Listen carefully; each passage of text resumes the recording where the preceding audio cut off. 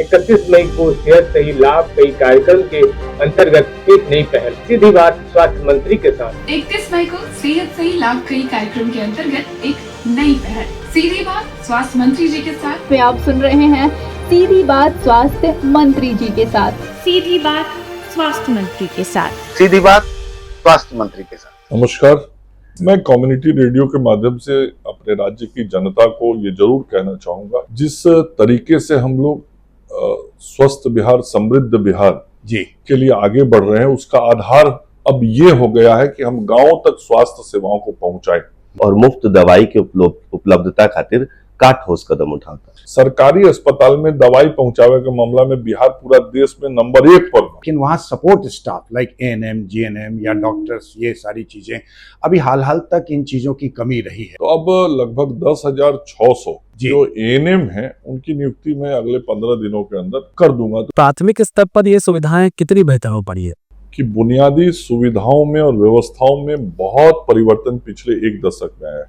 हमारा focus point धीरे धीरे गांव की तरफ बढ़ता चला गया। हम मूल रूप से भोजपुरी बोले वाला एरिया के सब लोग से हम जरूर आग्रह करें कि रहो गांव में अब अस्पताल खुलता, जरूर महीना में एक बार जाके वो अस्पताल में अपन जांच जरूर करवाएं।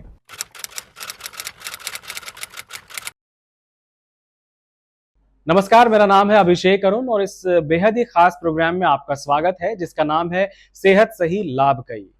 और इस खास एपिसोड में जिसमें हम लोग स्वास्थ्य संवाद मंत्री जी के साथ करने वाले हैं, और आपको बता दें कि स्वास्थ्य के विषय पे बहुत सारी बातें होने वाली हैं और अतिथि के रूप में हमारे साथ मौजूद हैं बिहार के स्वास्थ्य एवं विधि मंत्री माननीय श्री मंगल पांडे जी।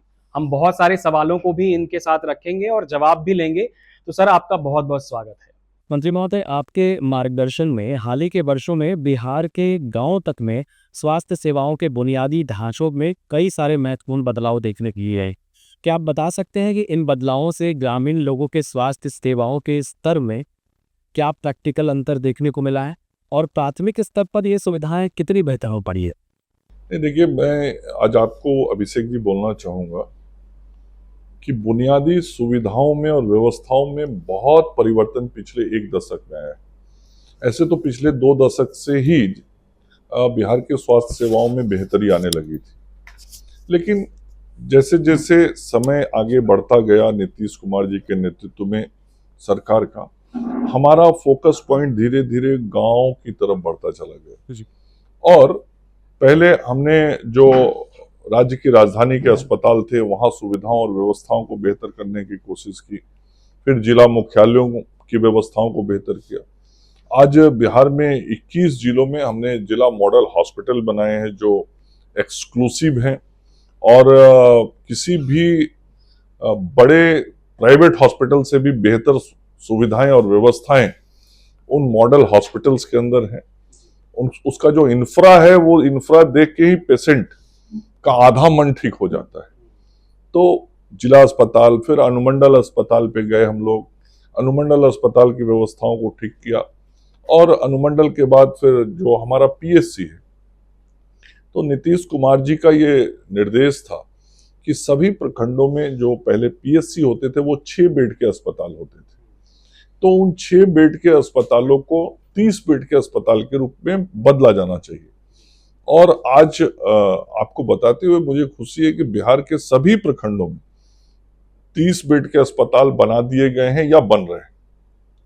400 से अधिक प्रखंडों में तो बन के तैयार हैं और वो सेवाएं दे रहे हैं। तो प्रखंडों की व्यवस्थाओं को हमने ठीक किया। उसके बाद प्रखंड के नीचे 3 से 5 पंचायतों को मिला के एक एपीएससी बनता है, जिसको अतिरिक्त प्राथमिक स्वास्थ्य केंद्र कहते हैं। उन अतिरिक्त प्राथमिक स्वास्थ्य केंद्रों के भी इंफ्रास्ट्रक्चर को हमने ठीक किया, करवाया। कुछ जो हमारे हेल्थ सब सेंटर्स थे उसको अपग्रेड भी हमने किया और अपग्रेड करके हमने अतिरिक्त प्राथमिक स्वास्थ्य केंद्र बनाए। तो यहाँ तक के इंफ्रा को ठीक जब हम लोगों ने कर लिया, तो अब हमारा फोकस पंचायत हो गया है। और आप गांव में भी देखेंगे, चाहे वो छपरा, सिवान, गोपालगंज, बेतिया, मोतिहारी कोई भी हो, या सीमांचल का एरिया हो, पूर्वांचल का एरिया हो, कोई भी क्षेत्र हो, आप सभी जगहों पे देखेंगे तो आपको अब गांव में नए अस्पताल बनते हुए दिखाई पड़ेंगे।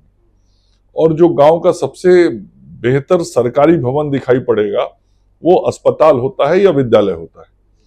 तो ये चेंज आपको दिखाई पड़ेगा। अस्पतालों के आगे आपको आयुष्मान भारत लिखा हुआ दिखाई पड़ेगा, आज जन आरोग्य मंदिर लिखा हुआ दिखाई पड़ेगा।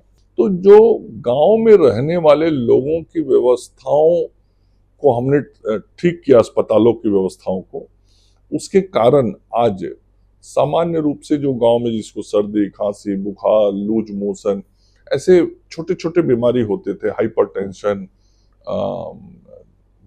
ये शुगर की बीमारी, तो इन सारे बीमारियों के इलाज की व्यवस्था अब हम लोगों ने उन अस्पतालों में शुरू कर दी है।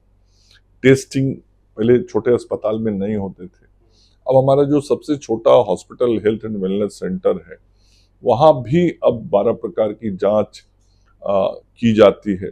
अब किसी को यदि हाइपरटेंशन हो गया है तो उसको किसी बड़े डॉक्टर से जाके दिखाने की जरूरत नहीं, उसको गांव में पता लग जाता है, वहीं से दवा मिलने लगती है। आज यदि कोई डायबिटिक हो गया है तो वहीं पे ग्लूकोमीटर से टेस्ट करके उसको बता दिया जाता है और उसकी इलाज शुरू हो जाती है। नहीं तो यही यदि पेशेंट इग्नोर करता है तो बाद में वो बड़ी बीमारी के रूप में बदल जाता है। फिर या तो उसके पॉकेट का पैसा खर्च होता था या सरकार का पैसा खर्च होता था। तो अल्टीमेटली हमारा फोकस है कि बीमारी हो नहीं हो तो प्रारंभिक तौर पे उसकी पहचान हो जाए ताकि वो गंभीर बीमारी में ना बदले। और आज जो ये इंफ्रास्ट्रक्चर हमने चेंज किया है वो आज लोग देख रहे हैं। आज गांव की सड़कों पे आप देखते होंगे किस प्रकार से बड़े बड़े एम्बुलेंस चलते हैं।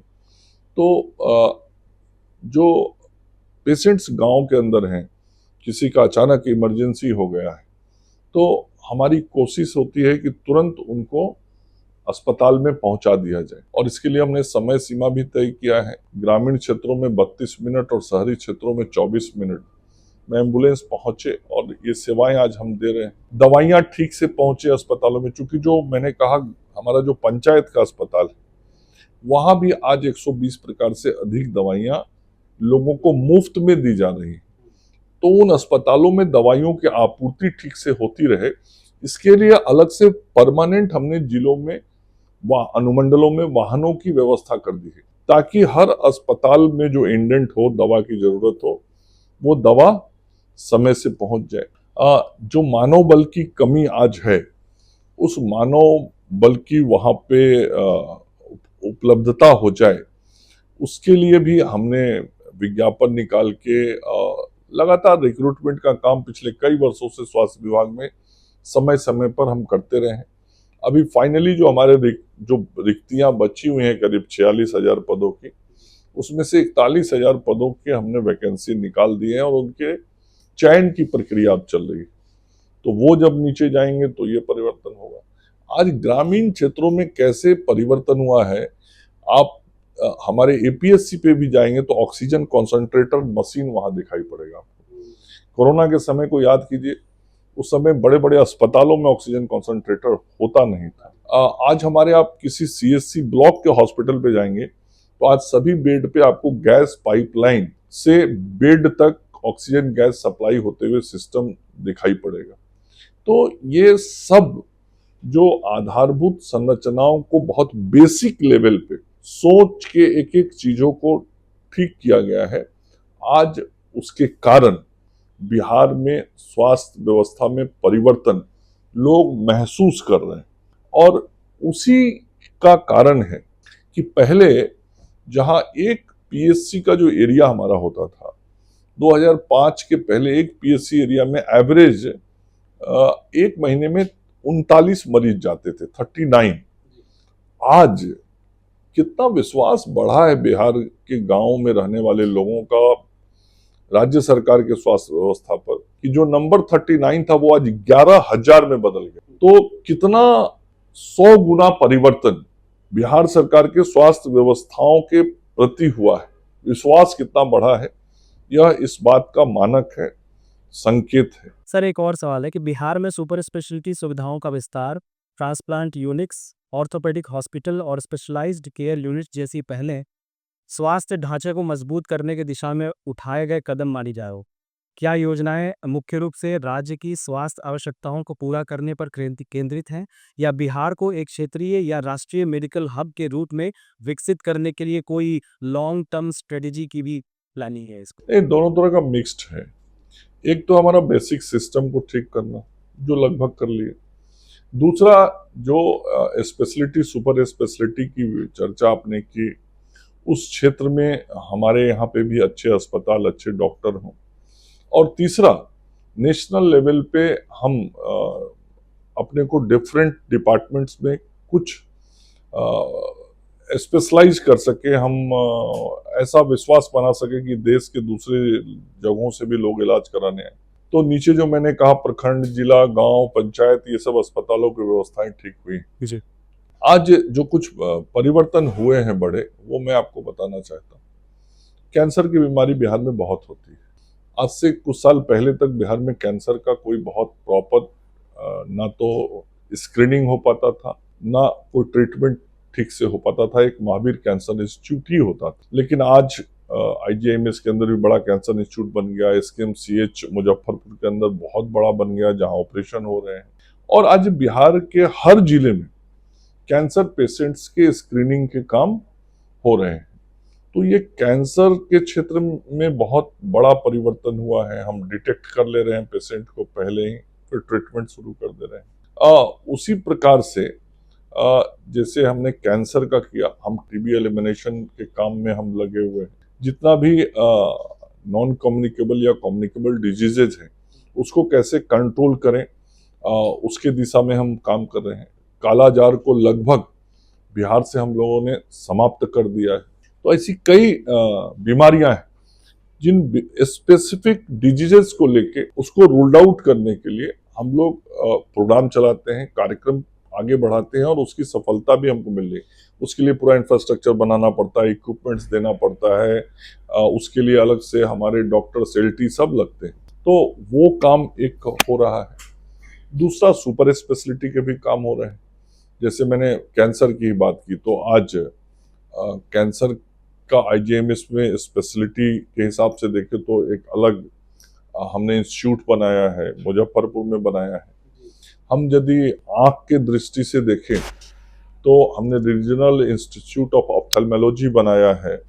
और ये पूरा नॉर्थ ईस्ट इंडिया जो है, नॉर्थ ईस्ट इंडिया का ये सबसे बड़ा सरकारी आंख का अस्पताल, पिछले साल हम लोगों ने उसका उद्घाटन आदरणीय मुख्यमंत्री नीतीश कुमार जी और केंद्रीय मंत्री JP नड्डा जी से कराया था। अभी हम लोग का LNJP हॉस्पिटल है, जहाँ पे हड्डी रोग का इलाज होता है, और ये 400 बेड का देश का सबसे बड़ा ऑर्थो का हॉस्पिटल बन रहा है। अगले 3-4 महीने में बन के तैयार हो जाएगा, और इसका इनॉग्रेशन भी हम अगले 3-4 महीने में कर देंगे। तो मरीजों को बाहर नहीं जाना पड़े, बिहार में ही ट्रीटमेंट हो जाए। और उसके लिए उन लोगों के साथ हमने MOU किया, उनको जमीन दी है। ऐसे कई संस्थान, अखंड ज्योति आई हॉस्पिटल, वो भी बहुत अच्छा काम कर रहा है ऑप्थेल्मोलॉजी के सेक्टर में। कार्डियक सेक्टर में मेदांता हॉस्पिटल को हम लोगों ने लाया है, और मेदांता में कार्डियक के साथ साथ न्यूरो और जनरल सर्जरी और कई डिपार्टमेंट्स हैं जिसकी सुपर स्पेशलिटी वहाँ है। और वहाँ भी उस हॉस्पिटल के अंदर भी गवर्नमेंट के 25% बेड हैं, जहाँ पे लोगों को फ्री ट्रीटमेंट दिया जाता है। इसके अलावा जो प्राइवेट सेक्टर में भी जो सुपर स्पेशलिटी के क्षेत्र में कोई हॉस्पिटल में आके पैसा इन्वेस्ट करना चाहता है और हॉस्पिटल बढ़िया बनाना चाहता है, उन लोगों को भी और वैसे ग्रुप को भी हम लोग सपोर्ट कर रहे हैं।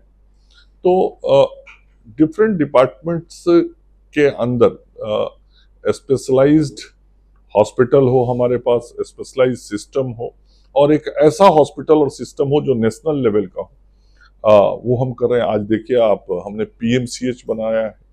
PMCH वर्ल्ड क्लास हॉस्पिटल बन रहा है, दुनिया का दूसरा बड़ा अस्पताल। उसके फर्स्ट फेज का हमने उद्घाटन भी कर दिया। उसी प्रकार से PMCH के अंदर ही Indira Gandhi institute of cardiology है, वहाँ कार्डियोलॉजी का आज बाईपास सर्जरी, ऐसे सभी महत्वपूर्ण सर्जरी होते हैं। आपने इम्प्लांट की बात की, तो जो हमारे यहाँ किडनी इम्प्लांट होता है, IGIMS पटना में 160 से ज्यादा किडनी इम्प्लांट हो चुका है और 100% सक्सेस के साथ। तो चाहे किडनी का हो, बाईपास सर्जरी हो, ओपन हार्ट सर्जरी हो, अब ये सब कराने के लिए किसी को बिहार से बाहर नहीं जाना पड़ता है। और गंभीर बीमारी यदि कैंसर जैसी भी हो जाती है तो अब उसके भी इलाज बिहार में होते हैं। अभी हमने एक बहुत अच्छी योजना शुरू की है, बाल हृदय योजना। तो जो बच्चों के हृदय में छेद हो जाते हैं, उसके कारण सामान्य गरीब परिवार के लोग उतना पैसा नहीं खर्च कर पाते, तो बच्चों की मृत्यु हो जाती थी। हमने बिहार सरकार की तरफ से मुफ्त में उनका इलाज कराने का निर्णय किया और उसका परिणाम है कि आज लगभग 1800 से अधिक बच्चों की जान हम लोगों ने कुछ साल में बचाए हैं, उनका मुफ्त में इलाज कराया है। उनको हम अहमदाबाद भेजते हैं मुफ्त में, हवाई जहाज से उनके माता पिता बच्चे को भेजते हैं, उसका पूरा ट्रीटमेंट कराते हैं, वापस लाते हैं। और अब उस सर्जरी जो पहले हम अहमदाबाद भेजते थे, अभी भी जा रहे हैं, लेकिन अब उसको हमने बिहार में भी शुरू कर दिया। हमारे IGIC और IGMS में वैसे बच्चों के ऑपरेशन शुरू हो गए हैं, वैसे बच्चों के स्क्रीनिंग के काम मेदांता जैसे हॉस्पिटल में भी हो रहे हैं। तो ये सब चीज हम लोग कर रहे हैं और आज इसका लाभ बिहार की जनता ले रही है।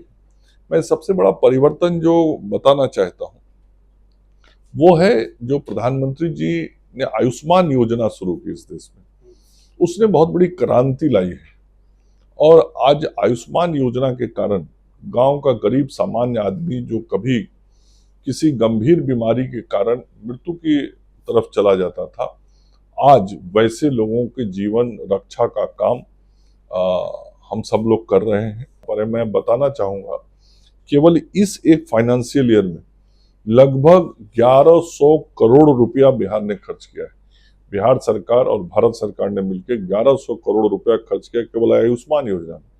वैसे ही मुख्यमंत्री जी के नाम पर नीतीश जी मुख्यमंत्री चिकित्सा सहायता योजना चलाया जाता है। तो जिन लोगों की आमदनी 2.5 लाख रुपए से कम की होती है, वैसे चूंकि आपकी बात और मेरी बात को ग्रामीण सुन रहे इसलिए मैं इसको और फोकस होकर बोल रहा हूँ।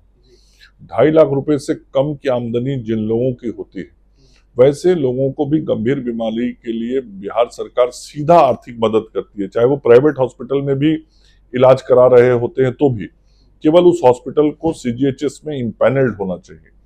तो वैसे लोगों को आज हम एवरेज प्रति वर्ष लगभग 200-225 करोड़ रुपए की मदद कर रहे हैं। तो इस तरीके से हम जाके स्वास्थ्य सेवाओं और व्यवस्थाओं को लोगों तक पहुंचा रहे हैं। अब चूंकि कम्युनिटी रेडियो के अधिकांश जो श्रोता वर्ग हैं वो कुछ लोग हिंदी भी सुनने वाले हैं, बोलने वाले हैं, कुछ भोजपुरी भी बोले वाला लोग बा, तो हमनी के जितना भी श्रोता लोग भोजपुरी बोले वाला लोग बा, उ लोग खातिर एगो संदेश रोवा के माध्यम से हम मूल रूप से भोजपुरी बोले वाला एरिया के हैं। हमरो घर सिवान, तो जब से जन्म लेनी तब से घर में भोजपुरी सीखनी, भोजपुरी बोलनी। आजो जाई ले यदि भोजपुरी माटी पर तो हम भोजपुरी में बात करी ले।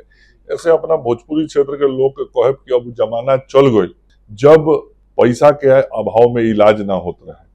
अब वो जमाना चल गई जब अस्पताल में दवाई के अभाव रहत रहे, रुई सुई ना भेटात रहे। वो जमाना चल गई जब डॉक्टर और नर्स ना रहत रहे, जांच के मशीन ना रहत रहे। अब नरेंद्र मोदी जी या नीतीश कुमार जी के जरा के लोग प्रधानमंत्री या मुख्यमंत्री बनौले बनी, वो दोनों नेता गरीब के सेवा के संकल्प लेके ही अपना जीवन के आगे बढ़ौले बा। और गरीब के साथ साथ समाज के सर्व समाज सब लोग के कैसे स्वास्थ्य बढ़िया रहो एकरा खातिर सब काम आज राज्य के सरकार के तरफ से कइल जाता। चूंकि हमनी मानी ले सन कि यदि बिहार के समृद्ध बिहार बनावे के बा, बिहार के विकसित बिहार बनावे के बा, आत्मनिर्भर बिहार बनावे के बा, तो ओकरा खातिर जरूरी बा कि बिहार के स्वस्थ बिहार बनावे के पड़े। स्वस्थ बिहार होई तबे बिहार समृद्ध बिहार होई, आत्मनिर्भर बिहार होई, विकसित बिहार होई। ऐसे हमरा बात के जो सब लोग गांव के लोग सुनत होई, वो सब लोग से हम जरूर आग्रह करें कि रहो गांव में अब अस्पताल खुलता, जरूर महीना में एक बार जाके वो अस्पताल में अपन जांच जरूर करवाएं। ये हम जरूर लोगों से कम्युनिटी रेडियो के माध्यम से अपील करे के चाहे। एक बार जाके जांच कराए तो छोट छोट जौन बीमारी हुई ओकर जांच हो जाई, पता लग जाई, बीमारी ना हो बहुत अच्छा। यदि शुरुआत भइल बा तो शुरुए में इलाज हो जाई तो बड़ बीमारी ना हुई। तो रउओ खुश रहे, परिवारों खुश रही और रउआ जब परिवार खुश रही तो स्वाभाविक रूप से बिहारो खुश रही। यह बात हम अपना भोजपुरी श्रोता लोग के कहे के चाहे। तो श्रोताओं और दर्शकों, उम्मीद है आपको ये बातचीत बहुत पसंद आई होगी और इन पूरी जानकारियों को हम लोग अपनी जिंदगी में भी अमल में लाएंगे। माननीय मंत्री महोदय जी के द्वारा दी गई जानकारियों को आप अपने जीवन में उतारें और स्वास्थ्य सुविधाओं का लाभ लें। उम्मीद है आज के एपिसोड में आपको बहुत सारी जानकारियां मिली होंगी। ये कारवां ऐसे ही चलते रहेगा और हम लोग अलग अलग एपिसोड में मंत्री जी से और सारी भी जानकारियां लेते रहेंगे। तब तक के लिए मुझे यानी कि अभिषेक अरुण को और हमारी पूरी टीम को दीजिए इजाजत। आप देखते रहिए, सुनते रहिए ये खास कार्यक्रम सेहत सही लाभ कई।